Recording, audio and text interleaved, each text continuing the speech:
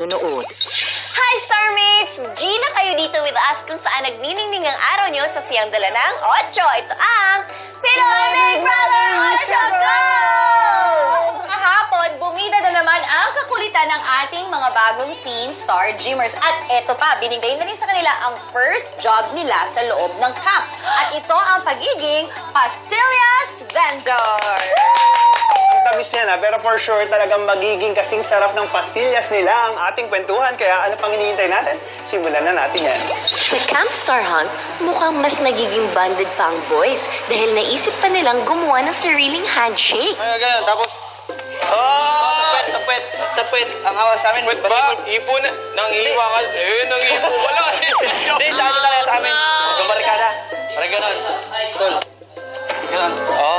Sa inyo, akala ko, alas ang mga... Kami mga handshake naman kami. Siyempre, pag gano'n. Number 9, let's score!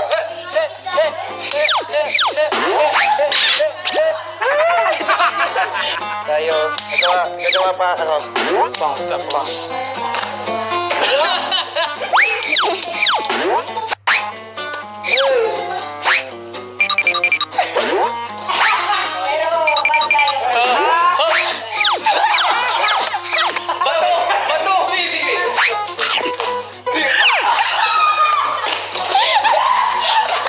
Wait a minute, may nakikita ba kayo na hindi ko nakikita at bentang-benta yun sa inyo? May kinalaman ba yan sa katuwaan nyo nung bagong dating pa lang si MJ sa camp? Rewind nga tayo. Ready? Yeah. Walang tatawa ha. Titig lang sa... Teka lang. Wait lang. Kailangan power.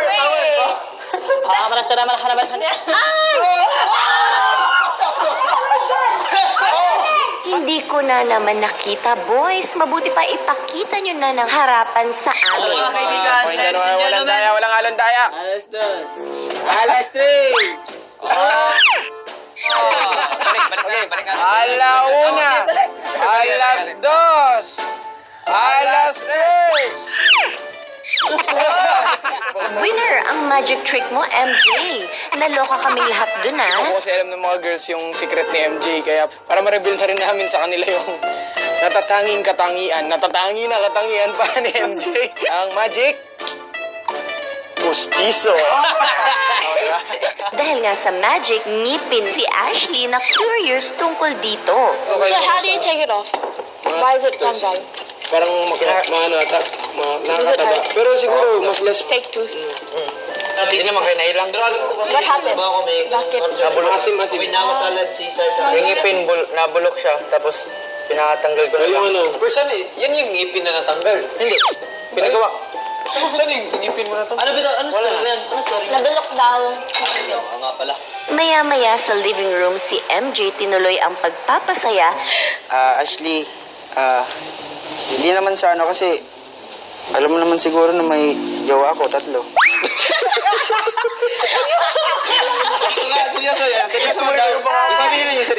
Alam mo naman siguro may jowa ako 3 sa isang taga-Amerika, isang Brazilian at isang Italian. So, ikaw Australian. Kaya ko silang i-break. Kaya ko silang i-break. Hindi, para lang kay Lance. Jay! I'm so very sorry, Ashley. Alright, rock and roll to the world. Si Ashley mukhang nahahawa na sa kakulitan. Who's there? Who's there? You? Hindi, wait lang. Yes! You! You and I. Nagsiselos ako.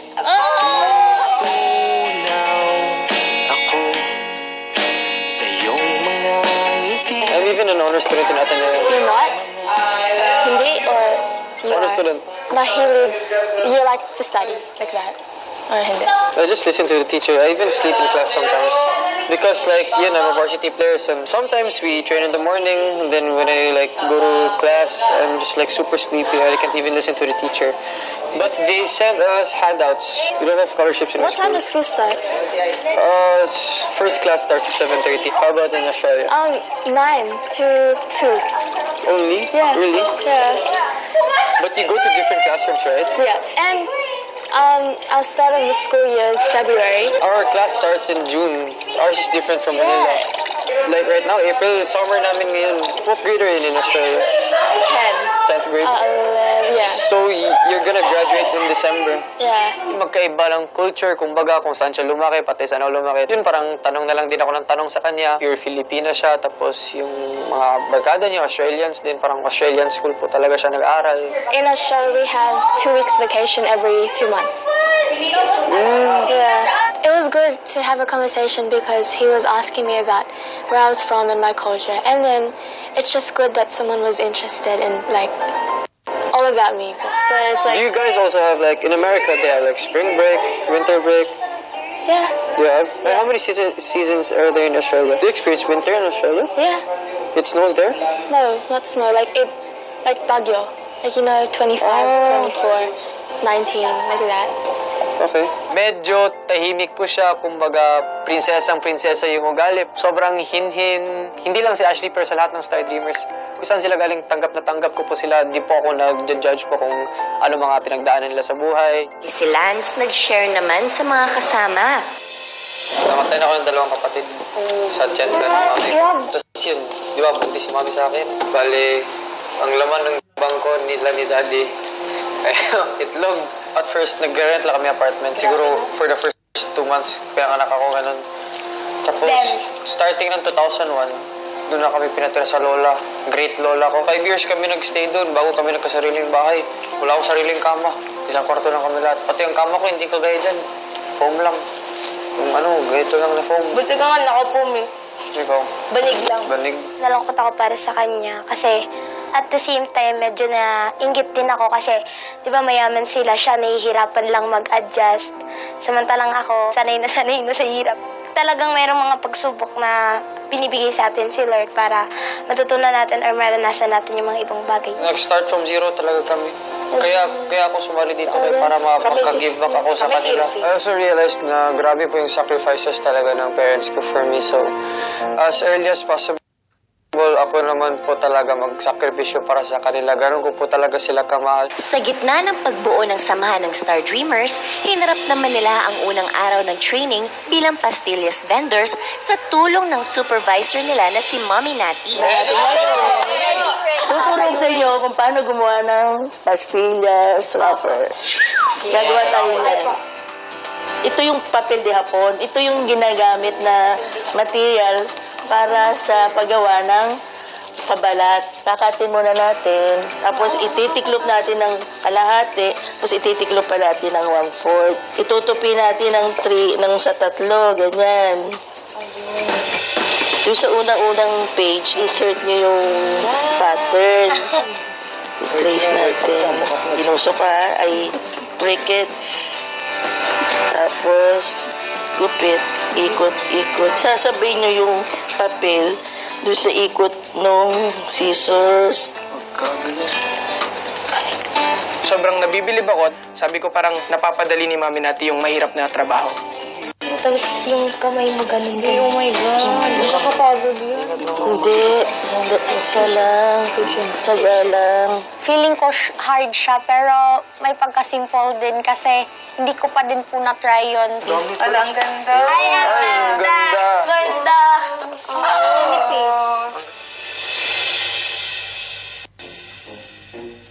Turn naman ng Star Dreamers. Ito sa 8 mamili kayo kung ano gusto nyo. Itigisa kayo dyan. Tandaan nyo ha. After i-trace ang stencil sa mga papel, de hapon, sumabak na sila sa challenge part ng job. Focus lang kayo ha. Gumigupit nyo.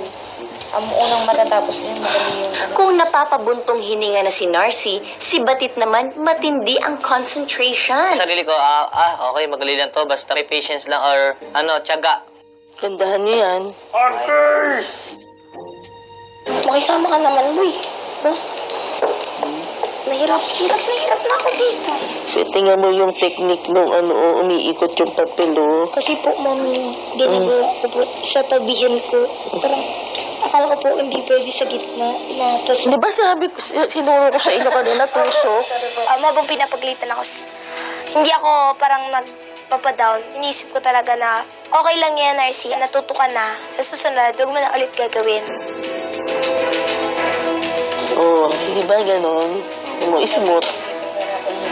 Babasa nga po sa kamay ko. Hindi. Kaya sa susundan po. Huwag niyo biniisip na pasmado kayo kasi wala kayong mararating. Ang hirap pala talaga niyan, sobrang daming detalye. Na-overwhelm ako dun sa trabaho. Sabihin niyo, kaya ko. I can do it. Si Batit natapos agad gumawa ng design para sa kanyang wrapper. Mami, Tapos na. Uy, very good. hindi Sige, po siya mag- gano'n perfect, pero kahit pa paano. talagang gano'n sa umpisa, hindi mo na perfect. Focus lang po ako sa paggagawa. Parang ini-enjoy ko lang po. Sinasa puso ko po eh, bawat gupit ko. Si Shami napuri pa ni Nanay Nati sa kanyang ginagawa. Ang ganda naman ah. Okay naman.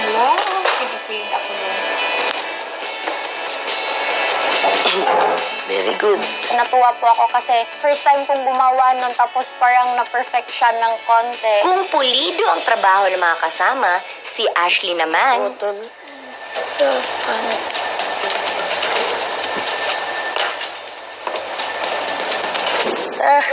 Lalaglag na. I was sad when it putol because that was the main part of the design. Then when it putol, it was just like a disappointment. after gumawa ng wrapper, kinamusta naman sila ni Nanay Nati about their experience. Okay, ano experience nyo sa paggawa ng papel, pabalat ng pastillas? Shami. Hirap po siya sa first, pero habang tumatagal, okay naman po. Kasi parang nasasanay ka naman po sa ginagawa mo at na-focus po. Pag gagawa kayo ng kahit anong trabaho, huwag maraming dahilan. Huwag mo na magreklamo, gano'n. Sa puso nyo, yung gagawin nyo, sa isip nyo, focus lang kayo. Sabihin sa sarili nyo, kaya nyo. Ilang saglit pa, binigay na ni Nanay Nati ang magiging leaders for this week. Pinipili ko ang dalawang team leader na ito dahil sila yung pinaka nakita kong mabilis kumilos, pulidong gumawa, marunong makinig sa instructions. Unang team leader ay si Batit! Yung feeling po na mapili po ako bilang isang leader is sobrang maganda at masayang opportunity po para sa akin kasi may papakita ko po yung kung ano pong kaya kong gawin. Yung natutunan kong leadership nung nag-aaral ako at nung nag-boy scout ako. Sino kaya sa atin sa girls? Sa girl, Talaga Xiaomi!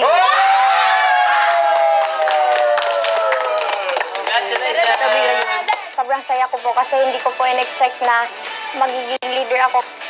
Mga kasama na ni Batit sina Lance, Narcy at Ashley, habang sa Team Shami naman sina MJ, Gwen at Jem. Sunod naman silang sumabak sa pagbalot ng pastillas. Ang sarap ng hamamoy. Ganito. Tingnan nyo muna ako ha. Tingnan nyo yung gagawin ko ha. Sige. Handituhin nyo muna. Isang mahaba. Isang mahaba muna. Kuha kayong konti. Ganon. O, mamaya tayo mag-i-slice. Sige. So, yun po ang slice. Alam ko naman po na hindi ganun kadali ang lahat ng mga bagay-bagay. So, kailangan talaga ng practice. Siyempre, first time ko rin po gumawa ng ganun. Speed po talagang kailangan sa paggawa. Nang makabuo na ng pastillas, nilagay naman nila ito sa wrappers especially designed by them. Tingnan nyo mabuti. Tapos, tuck in. Okay po. Tuck in. Oo. Parang ano lang siya, Para siyang ano. Waitis! Hold mo na, di ba? Pag natansya mo ng ganun, hold mo. mas mas magandang. Parang halos sinulaki ng piso. Yung pong pagbalot kasi medyo nahirapan po talaga ako dun. Parang di mo makuha yung tamang sukat po. Kasi dapat ganito yung sukat yan. Para kasi pag linak mo, tapos kukunin mo yung next wrapper, dudulas siya. Tingnan natin yung balot nyo. Ito, ayos to. Maganda to. Saktong lock po ni. Oo. Saktong lock. Sa tingin naman ang gawa nyo. Okay naman ah. Team Batit. Siguro i-organize lang natin kasi yung coloring na. Saan ka dito? Dito na ilalagay. Hindi ka dito. Medyo masyado Dapat ganito. Oo. Sa susunod na balot, medyo luwag. Medyo mahirap po. Kasi nga po, yung tansya ng kamay, yung bigat ng kamay, parang dapat sakto-sakto. Performance nyo ngayon, So far, okay naman. Kaya lang, medyo mabagal.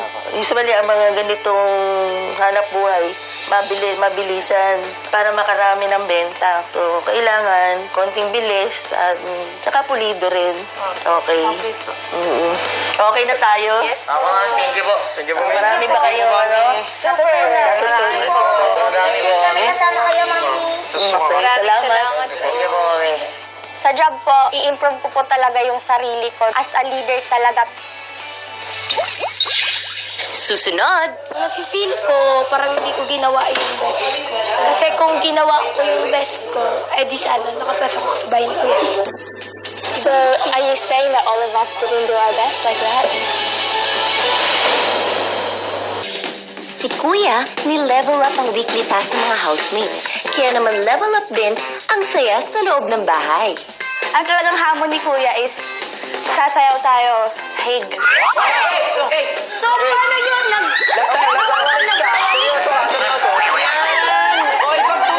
Ipagtuloy mo yan. Ginagawa mo. Ayan, saya, Tangela. Maglaro na lang tayo. Kuya! Ano, Kuya? Bring me 3 chips na galing sa storage room.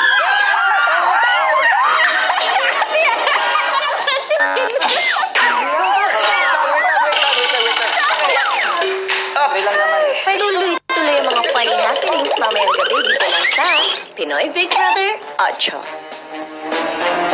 Ilan lang yan sa mga O to the M to the G na happenings mamayang gabi sa Pinoy Big Brother 8. Pero sandali guys, itong mga Star Dreamers natin meron pang huling hirit, kaya panoorin na natin to. Sa camp, nag-open up si Narcy sa mga kasama after ng kanilang job training. Hindi ko pwede tanggap na nandito ako. It's a bonus that we're here because we have nothing to lose if we're here. We're here because we need to prepare ourselves for what's gonna come next. Hindi dahil sa hindi ko matanggap na nandito ako. It's because, hindi ko matanggap na hindi ko nagawa yung best ko sa island. But you did your best. Kapag, Narcy, don't say that. What makes you think you didn't do your best? Like what part? What part? sa lakas. Don't put yourself down like that. Because the more you put yourself down, the more you think to yourself, oh, I'm not good enough to be at Queen's House. And is that what you feel now? Nafe-feel ko parang hindi ko ginawa yung best ko. Kasi kung ginawa ko yung best ko, eh di sana nakapasok ako sa bayan ko. So, are you saying that all of us didn't do our best like that? Oo, parang Like sakit that? din para sa amin. No, if you think negative, if you think negative, Narcy, you're gonna fail. If me and Shani, Just think positive. if me and Kaya lang nung hindi ako nakapasok sa bayan ko.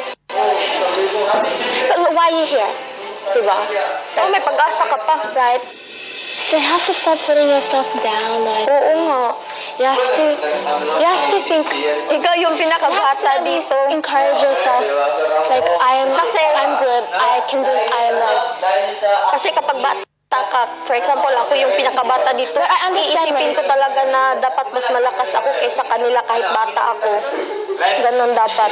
Iniisip ko eh. Like, hindi sa dinadod ko yung sarili ko. Feeling ko kasi, hirap na makapasok sa bahay ni Kuya. Nandito ka.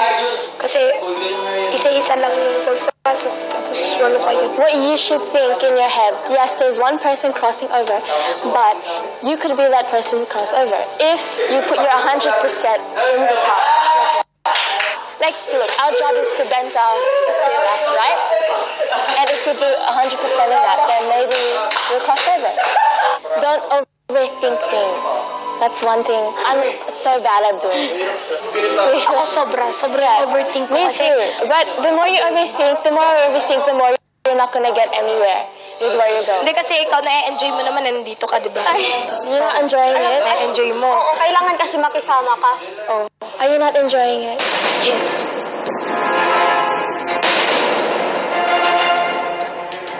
Abangan bukas, paano kaya makaka-apekto ang nararamdaman ni Narcy sa pagharap nila sa kanilang first job. Pinaghirapan ko dun sa island, di ba? Ang dami kong hirap na ginawa. At sino ang makakatikim ng unang tamis ng tagumpay? Tay, habang dito na tayo. Ay! Ate, bilhin mo na itong isang box. So, presko. Bro, 30 yun. Wala lang tayo mag-aaksaya ng oras.